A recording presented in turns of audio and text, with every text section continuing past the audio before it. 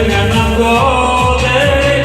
Tình yêu em vẫn mái tóc của em, hãy nói những ước muốn của đời mình, dù chỉ với ánh mắt và nụ cười. Cầm bàn tay để chợt thấy yêu hơn, ngày tháng sẽ mãi mãi là mong em. Hạnh phúc sẽ lấp lánh từ nụ cười của em.